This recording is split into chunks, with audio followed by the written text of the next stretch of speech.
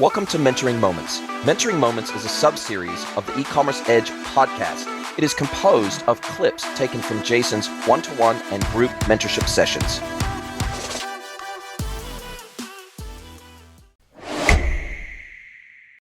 Hey everybody, and welcome again to another episode of Mentoring Moments.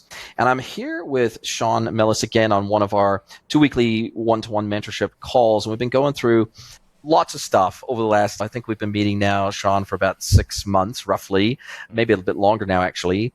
And I've watched you evolve tremendously over that time as a person, as an entrepreneur, as a thinker, as an artist, just as a human being. I think I've seen some pretty radical evolution on your side, but it's gone from almost evolution to revolution in the last, say, 4 to 6 weeks, and you've seriously leveled up so many areas of your life. And I put the question to you, basically, we were talking, and it was like, do you think there's anything from your journey that could be useful to other people that maybe are going along in a similar journey or a similar path or have experienced similar pains and challenges to what you have? Is there anything that you could share that would be helpful to them at scale? And so I'm going to turn the microphone over to you because, man, I've been very proud to witness some of the things you've done and said and gone through. And I'm super proud of you, man. Microphone over to you. What have you got to say? Thank you. I appreciate that.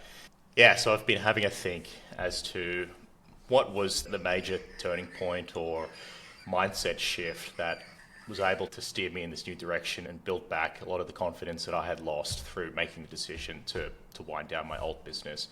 It was a combination of two things. Firstly, revisiting this concept of Ikigai. And for those who haven't understood or seen what that is, it's this sort of Japanese framework for finding your purpose in life. It's a combination of the thing that you're passionate about, the thing that you're good at, the thing that people need, and the thing that can make you money, I believe. Yes. And if you can find something that combines those four, you've found your fulfillment. But I always knew this framework. I've known it for 6-7 years. I haven't really paid attention to it. But the thing that was able to pull it all together for me was actually combining that framework plus a blog post that I read from Sam Altman on the 13 rules for success. I'll send it to you so you can maybe link it in this post. But what he talked about that stuck was a section on defining your unfair advantage. So reflecting on what makes you unique, but not just what makes you unique, what makes you exceptionally better than everyone else. What skill set have you built, or combination of skill sets have you built throughout your career that very few people can compete with you on? You have a set of experiences, you've worked for companies, you've built businesses, you've had failures, lessons, mistakes. How can you combine all of those things together to build a business that, or a personal brand, whether it's content on LinkedIn or YouTube, that very few people or even no people can ever hope to compete with, because you're just so far ahead based on the combination of all of these things. And that really stuck with me because the business that I was building previously was not building upon the things that I thought were my unfair advantage. I had chosen a business model and a product that I liked, and I forced myself to make it work. And I read all of the books, I watched all of the YouTube videos and applied it in the best way that I could to build on top of this business and to try and make it scale. But if you reflect on the precious time that you have in life and the long journey that it is, and if you're spending some of the best years of your life building something that isn't on top of this unfair advantage of yours, plus the Ikigai framework, what are you doing?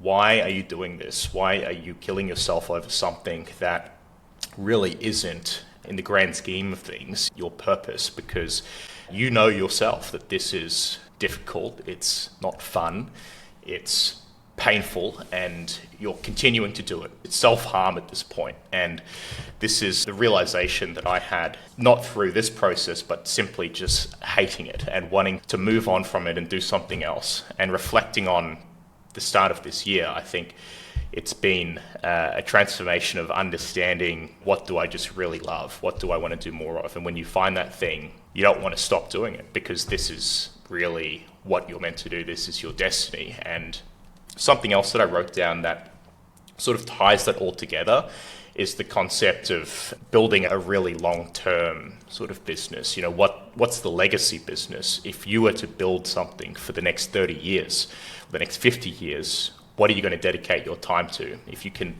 stretch out the time horizon for the business you're building today to a 50-year timeline, would you still be building this business? And if not, then what would you be building? That sort of puts it all in perspective. If you can forecast out how this business would look in 50 years' time, and all of the biggest companies that we know of today, the Disneys, the Fords, the Apples, were lifetime dedications towards building these companies. It wasn't, I'm going to start this up and move on to the next thing. These people woke up every day knowing that this would be their entire life's work. And if you're not doing that with your current business, or if you don't have a plan to do that at some point as an entrepreneur, I think you're always going to fall short. You're always going to see this short-term objective of building this company and maybe flipping it, selling it, whatever. But your long-term has to align with whatever it is that you're doing in the short term. And that's what's going to fuel you, because any blip in the short term, any failure, mistake, bad business deal, is going to be irrelevant. It's going to be just this tiny bump in your long-term journey of building this company towards this end point. And that, to me, I think is all of the motivation you need to keep going. And as long as that's combined with your unfair advantage and the Ikigai framework, then you've got a recipe for success. On top of that, the last thing I'll add is to build confidence, to build something like that, because that's quite the undertaking, that's quite the venture to say to your friends and family, look, this is a 50-year thing and I'm not going to stop until it is, and I'm not going to stop until I build it into this vision, is talking about what you're doing, particularly your unfair advantage, to as many people as you can.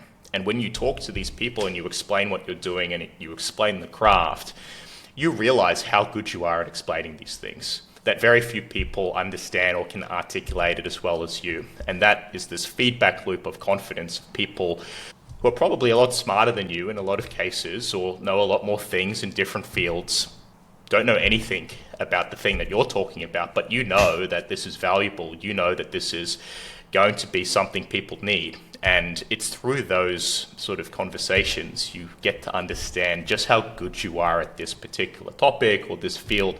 And that is just this flywheel of confidence that will continue to emanate through the conversations you have with clients, through the content that you create, through your physical presence with people. They're going to feel that this is an expert. This is someone who deeply cares, deeply knows, and is deeply excited about the thing that they're talking about. So if you can find that, and that's typically your unfair advantage, because that's the thing that you've built that no one else can really compete with, and they can't compete with a personal brand. They can maybe compete with a product or a service, but if you can tie that product or service around your personal brand, I think that's the ultimate recipe for the long-term success. Wow. Thank you so much for sharing. And I likened it before we started recording, before we hit the record button. I said that it felt like you'd moved to a whole new level. You'd shifted into a whole new gear over the last, say, 4 to 6 weeks of us meeting every couple of weeks. You went from, I remember when we were not when we first started talking, but when you were going through the pain and the struggle and the challenge of deciding whether to shut down the old business or not, whether to pivot, do I carry on? I've got mouths to feed, et cetera, et cetera. It was I described it as a bit of a shit place. And then you got from there to a not so shit place.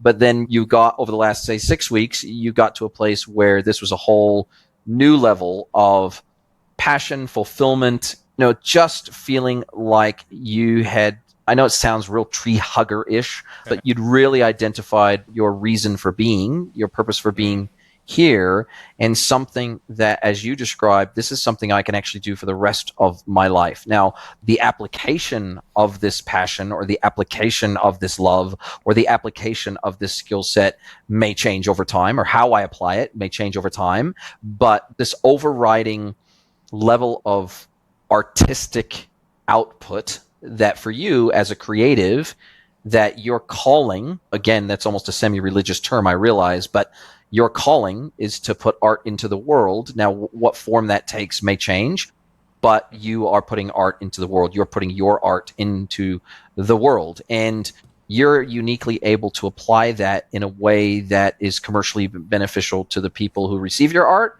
but also it allows you to make a living from it. And so that's going back to that framework, right? Where we want to do something we love, we want to do something that's in demand, we want to do something that we can get paid for. There's these facets to our working lives, and I think of it more as work-life integration as opposed to work-life balance. So that's what I'm striving for in my own personal life.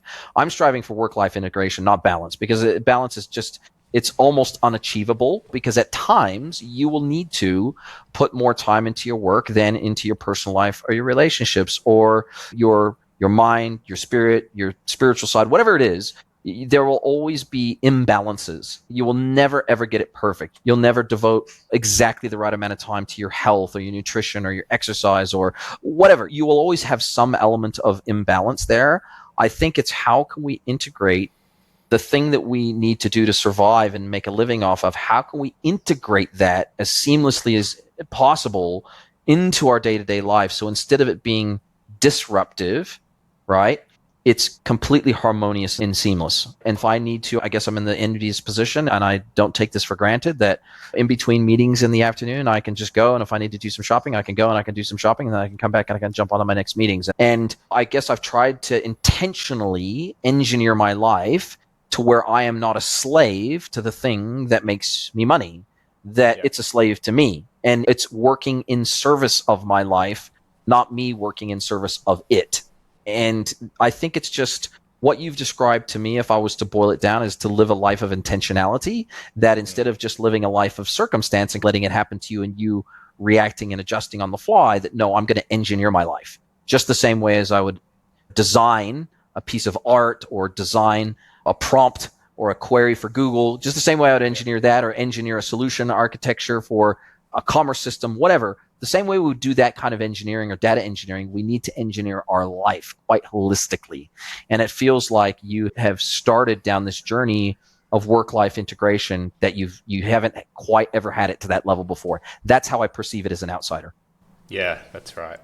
I will give a shout out and some credit to August Bradley, who is the author and creator of a life operating system that he built in Notion, which has been a huge sort of framework that I've leveraged to help me put some structure into the projects, the goals, the long-term vision of my life, and I've crystallized all of this in writing. It's something that I've intentionally written down to say, here's what I want my life to look like in 10, 30, 50 years' time. Here's the businesses that I want to build, and here are all of the goals, the projects, and the day-to-day actions that I'm going to be taking to build towards that. And I finished this system. It's a course, and you get membership for 12 months. I only finished it in March, and I've been applying it. Not every single day, but it is there, and it is comfortable knowing that I have something to reference that isn't just lost through all of my Apple Notes and different apps throughout my phone. There's a singular place that I can go to, almost like a handbook for the things that I've said to myself that I know I need to do in order to get to these places. And to have that is a huge sort of stress relief, because you've got a reference point to fall back on when you're lost or when you're confused or when you're frustrated. There's a system, and he's all about systems thinking. It's infused in every step of his course and every step of his product, about understanding what your inputs are. What are your inputs that you have control over in life? How do they move around in a system? You know, what sort of things happen to those inputs throughout the process you're putting them through? And then what are the outputs on the other end that you're generating and putting out into the world that you can either monetize or do something with? And then building that into an actual system that recurs weekly, monthly, quarterly, annually. You can't skip it. You can't ignore it. You can't let anything slip, because the system is always catching the things that you said you would do and flagging that this is behind, this is at risk, this is an issue. It uses a lot of the objective key results methodology. I will flag that has been a huge component of it, plus everything else that I said. But having a system at a fundamental level where you're falling, I think there's a saying, you fall to the level of your systems.